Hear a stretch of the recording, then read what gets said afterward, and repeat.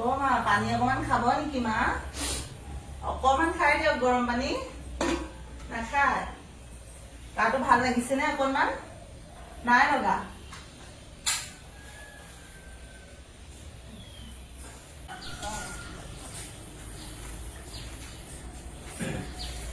মানুহ আছেনে নাই? অ গৃহস্থ গৃহস্থ আছেনে বাৰু? আছো আছো। কি কৰিছা? এয়া কি কৰিম, এনেই আছো। এফালেকে আহিলে? মা খবৰ লৈ যাওঁ বোলো। মা শুই আছে। মা ওচৰলৈকে যাব নেকি? ক'ত আছে মা? নাই নবহে, মাকে আমি খবৰ লৈ যাম মাৰ ওচৰত যাওঁ। হয় নেকি? আহক আহক, এই মা ওচৰতে বহক তেতিয়াহলে।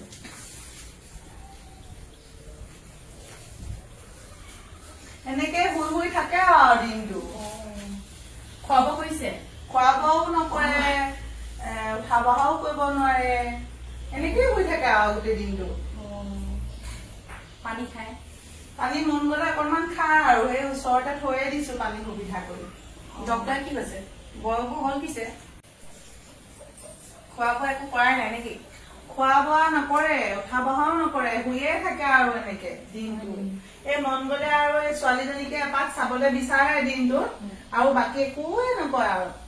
তাই ওচৰতে বহি আছে নহয়? তাই এই বহি থাকে আৰু, তাইক বিচাৰি থাকে নহয়, আকৌ নাতি নহয় জানো। বৰ মৰমৰ তাই। এজনীয়ে নাতিনী আৰু। সুধো মা কিবা খাবলৈ মন গৈছে নেকি, মন নাই বুলি কয়। সুধিবা কিবা আশা থাকিবও পাৰে। দাইলৰ পানী চানী খুৱাইছে নেকি? দাইলৰ পানী চানী খুৱাইছো, খাবলৈ মন নকৰে। আৰু নাম এষাৰ পাতি দিয়া হ'ল বাৰু। কিবা ইচ্ছা আছে নেকি তুমি সুধি চাইছিলা?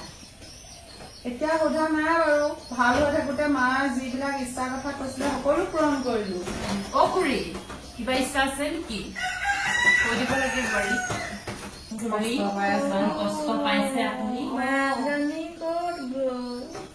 আছো আছো। অকল তাইকে বিচাৰি থাকে আৰু। আছো। এই বিয়াখন চাবলৈ মন গৈছিলে। শুনিছা, আইতাকে এতিয়া বিচাৰিছে নাতি জোৱাই চাম বুলি। কি কৰিবা এতিয়া? তাইতো পঢ়িমেই কৈ থাকে। তথাপিতো আৰু মই বুজাইছো আৰু, বিয়া পাতিও পিছতো পঢ়ো বুলিলে পঢ়িব পাৰে নহয় জানো। এতিয়া আৰু মায়ে যেতিয়া বিচাৰিছে সেই ইচ্ছাটো পূৰণ কৰি যাওঁ বুলি, নাতি জোৱাইটো চাই থৈ যাওঁ বুলি, মাক দেউতাকৰ ইচ্ছাও পূৰণ কৰিব লাগে নহয়। এতিয়া আৰু মাৰ কথাটোৱে হব আৰু, মই ভাবিছো আৰু ল'ৰা এটা বিচাৰি বিয়া দি দিম আৰু। তেনেকেই চিন্তা কৰিছে। দৰা অহা নাই বাৰু, তথাপিতো বিচাৰি থকা মানুহ আছে ছোৱালী। দুবাৰ মান আহিছে ছোৱালী বিচাৰি, এই বিয়া নহয় কাৰণেহে আমি বিয়া দিয়া নাছিলো। এতিয়া আইতাকে বিচাৰিছে মায়ে। সেইকাৰণে ভাবিছো মই আৰু ঠিক ঠাক কৰি বিয়াখন দি দিম বুলি ভাবিছো আৰু। নহলে কি কৰিবা মাজনী তুমি এতিয়া?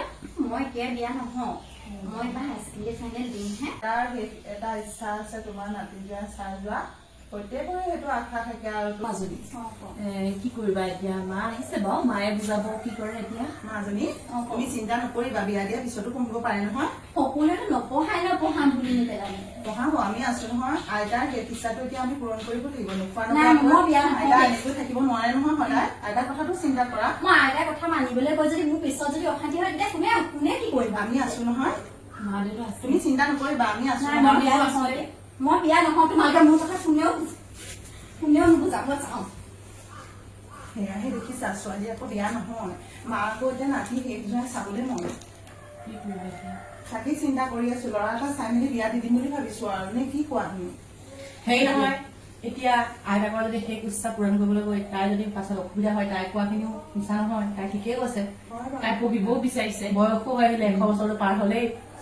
কেইটা দিন আছে লোৱা, কবলৈ নাপায় সন্মুখৰ আগত, কিন্তু কৈছো আৰু সেই ইচ্ছা পূৰণ কৰিবলৈ গৈ যদি নাতিনীয়েকে পিছত বিপদত পৰে, এতিয়া পঢ়িবলৈ বিচাৰিছে, তাই পঢ়াই লওক। আৰু ডাঙৰজনী নাতি যোৱা দেখিলে, যি নাতি দেখিলে মোৰ নাতিও দেখিলে।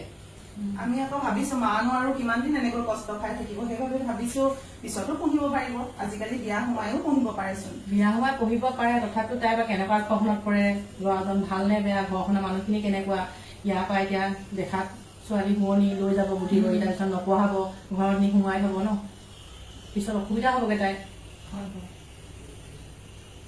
উপায় পোৱা নাই বুজিছা, কি কৰিম জানো। নাই, মোৰ মতে ছোৱালীজনীক বিয়া দিব নালাগে, কাৰণ তাই বহুত সৰু হৈ আছে, একো বুজি পোৱাই নাই তাই এতিয়া। আৰু তাই যিহেতু তাই বিয়া পাতিবলৈ এতিয়া একেবাৰে ইচ্ছা নাই, নিজৰ ভৰিবোৰত থিয় দিম বুলি তাইৰো সপোন আছে কিছু। যিহেতু আইতাকে একেবাৰে জোৱাই মোক দেখা নহয়, দেখিছে যোৱাটো দেখিলে জীয়েকো মোক দেখিলে হয় বাৰু, তথাপিতো আকৌ কিমান দিনো এনেকে নোখোৱা নোখোৱাকে থাকিব, ইমান কষ্ট খাই থকাতকে আৰু মই ভাবিছো ছোৱালীজনীকে বিয়া দি দিওঁ আৰু। মৃত্যু অনিবাৰ্য আৰু জন্ম হলে এদিন সকলোৱে মৃত্যু হবই আৰু তথাপিও আৰু এতিয়া আইতাকৰ শেষ ইচ্ছা খিনি সকলোখিনি পুৰাই যায়। তথাপিও তাই কম বয়সতে যদি এঘৰলৈ উলিয়াই দি তাৰ পাছত সমস্যাৰ সৃষ্টি হয়, বহুত অসুবিধা হৈ যাব নহয়।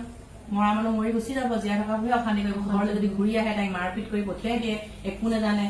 আজিকালি ছোৱালীটো প্ৰায় তাইতো বাহিৰতে থাকে প্ৰায়, নহয় জানে, একো কৰিব নাজানেই চাগে স্কুলত থকা ছোৱালী।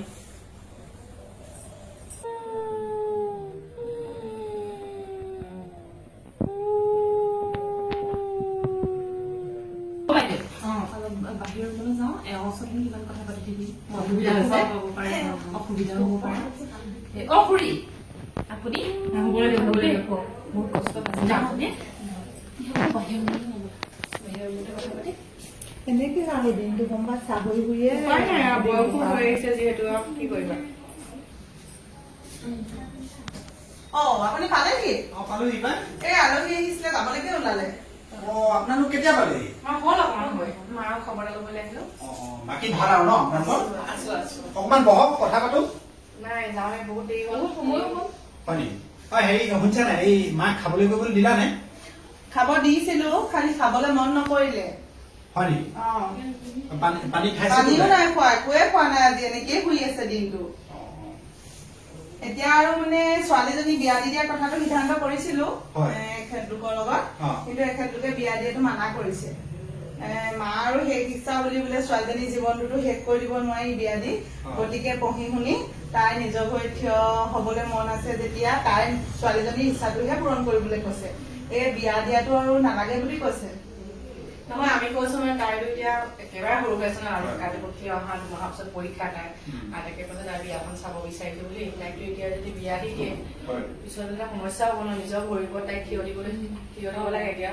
তাকে মই মাক আগতে কৈছিলো যে তাই এতিয়া বিয়া দিব নাই হোৱা বয়স, অকমান তাই পঢ়া শুনাত ধ্যান দিব। একেবাৰে সৰু হৈ আছে নহয়, হাই ছেকেণ্ডেৰী পৰীক্ষা দিবহে এতিয়া। আইতাকৰো আকৌ গম পাইছে নে এইবোৰ ইচ্ছা। ডাঙৰজনী নাতি যোৱা মোক দেখিলে, নাতিও দেখিলে। এইকেইটা পঢ়িবলৈ দিব লাগে, আমি তাকে কৈছো তাই পঢ়ক ভালকে, তাই ইচ্ছা আছে। তাই বিয়া হলে তাই মান্তি নাই। জানো পাই আমাৰ এখেতে কি আপোনালোকৰ লগত পাতিছে আৰু তেওঁহে গম পাব। আৰু যদি তাই পঢ়াৰ ইচ্ছা আছে পঢ়ক, তাইক পঢ়িলেও নিজৰ ভৰিত থিয় দিয়ক। তাই আমিতো আইতাকৰ বেছি দিন নাথাকে গম পাইছো, কাৰণ বয়স হ'ল আৰু এতিয়া কবলৈ নাপায়। তথাপিও আৰু কেইটাদিন থাকে আৰু এনেকে সুস্থতা হৈ থাকক আৰু যি খায় আৰু। কিন্তু সকলো মনৰ ইচ্ছা যে আইতাকে কোৱা মতে পূৰণ কৰিব লাগে কথা নহয়, কাৰণ তাইৰ ভৱিষ্যতৰ কথা আছে। আইতাকে 2 বছৰ ঢুকাই থাকিব, নাতিনী আকৌ গতি কি হব? তাই যদি এঘৰলৈ তাইক পঢ়াম বুলি নিয়ে, তাক মাৰপিট কৰে, তাইক কাম কৰিব নাজানে, তাইতো হোষ্টেলত থাকে, আমি দেখি আহিছো তাইক একো কাম জনাই নাই চাগে এতিয়ালৈকে। তাইক মাৰপিট যদি পঠিয়াই দিয়ে ঘৰত থাকি কেনেকুৱা হব? এতিয়া মানে আমি সিদ্ধান্ত কৰিলো, এই ছোৱালীজনী বিয়া দিয়া সিদ্ধান্তটো আমি সমাপ্ত কৰিলো আৰু ইমানতে। তাকে সেইটোৱে বুলি মাক আৰু যি এদিন পাৰো এনেকে আবদাৰ কৰি থাকো। আমি যাওঁ দেই। আহিব আকৌ।